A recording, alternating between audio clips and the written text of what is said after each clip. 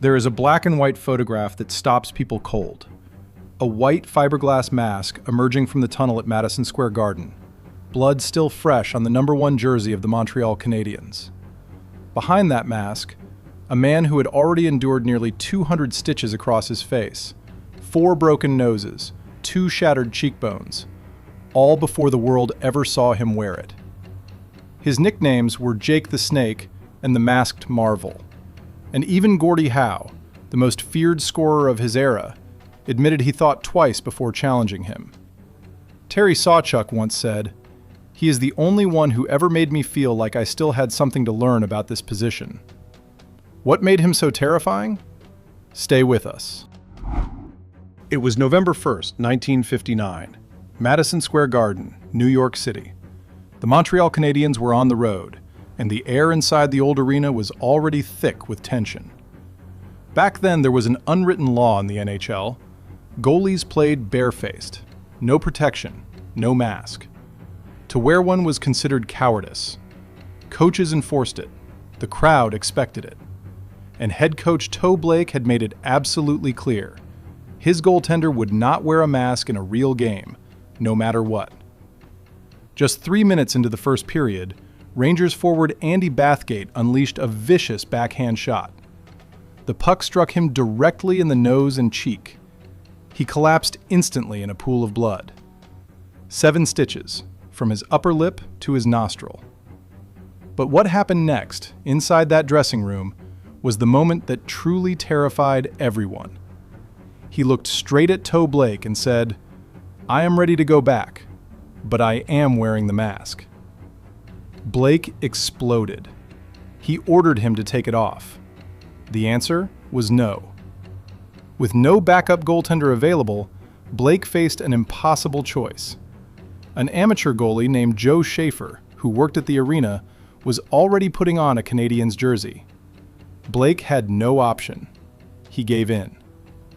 When he skated back out wearing that white fiberglass mask, the entire crowd booed.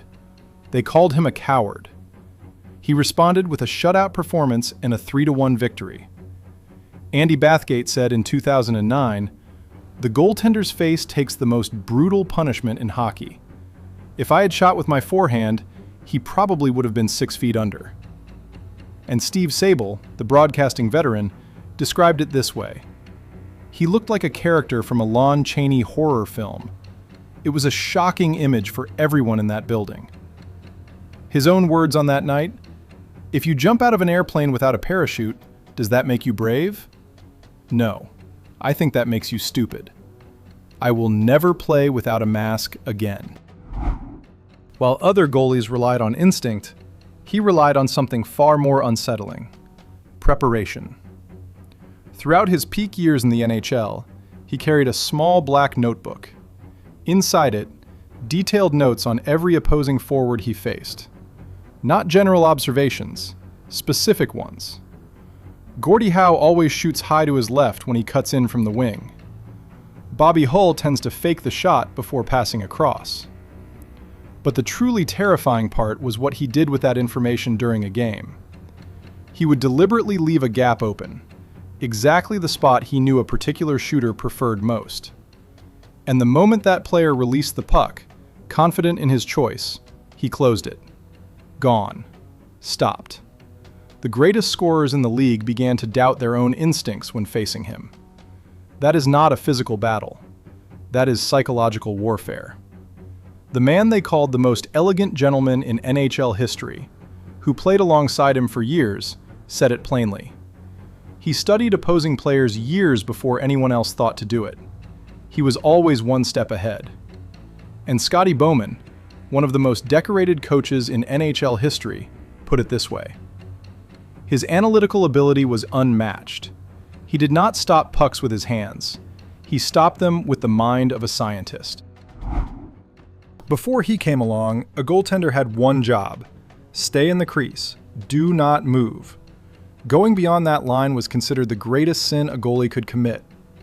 He saw it differently. In the late 1940s, playing for the Quebec Citadel, he began doing something that made his coaches furious. He left the net. He skated out to intercept long passes. He retrieved pucks behind his own goal. He eliminated danger before it could develop. His coaches threatened to cut him from the team. He responded with logic so simple it was impossible to argue with. If I have the puck, they cannot shoot. If they cannot shoot, they cannot score. So why should I stand still? He kept doing it, and eventually the game had no choice but to follow him. Todd Deneau, the man who wrote his biography, described it this way. He was the first to play the role of a third defenseman. The defensemen at Montreal loved it because he took so much pressure off them. And hockey historian Ken Campbell said in 2017, "No goaltender ever dominated and revolutionized the game the way he did. He did it his way, even when the entire world was against him." January 3rd, 1959. Montreal Forum, the Canadiens and the New York Rangers, two teams that had never needed a reason to hate each other. Everyone knew him as the intellectual, the quiet one, the goaltender who knitted sweaters in the dressing room between periods. Opponents assumed that made him soft. They were wrong. Late in the game, Rangers forward Jim Bartlett deliberately slid into him inside the crease. A cheap shot. A message. He did not wait for his defenseman to respond. He stood up and threw a hard, direct punch straight into Bartlett's face. The entire bench emptied. Every player from both sides poured onto the ice. A full bench-clearing brawl erupted across the Montreal Forum. The only man who stayed out of it was Rangers goaltender Gump Worsley, who simply watched from the other end. He received a major penalty. He did not care. Gump Worsley, who witnessed every second of it, said afterward, "Everyone went after each other. He proved that he did not only know how to knit sweaters in the dressing room, he knew exactly how to use his fists to protect his territory." The message was received by every team in the league. Do not touch him in his crease. Before the mask, there was just the face. And the puck. And nothing in between. Throughout his career from 1947 to 1959, he stood in front of rubber discs traveling at nearly 100 miles per hour with no protection whatsoever. The record of what that cost him is not easy to read. 4 broken noses, 1 fractured jaw, 2 shattered cheekbones, nearly 200 stitches sewn across his face over 12 years. A famous photograph published in National Geographic described his bare face as a web of scars, lines crossing lines, a map of every puck that had ever found him. But the truly frightening thing was never the injuries themselves. It was that he came back every single time, stitched up and skating again, as if nothing had happened.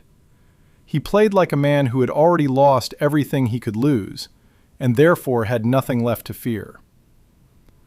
Gordie Howe, the most physically dominant player of that generation, said it plainly.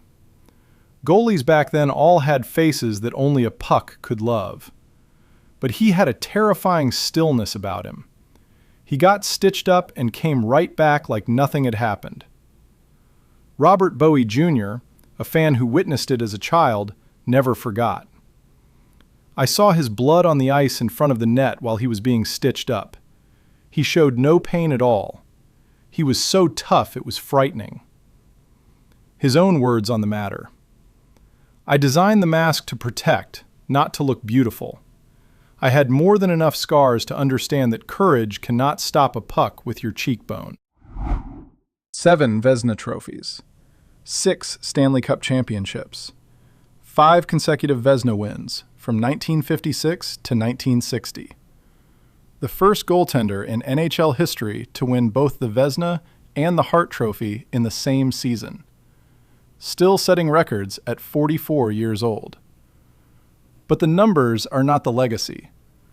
Every goaltender who has ever strapped on a mask before stepping onto the ice owes him that protection. Every one of them.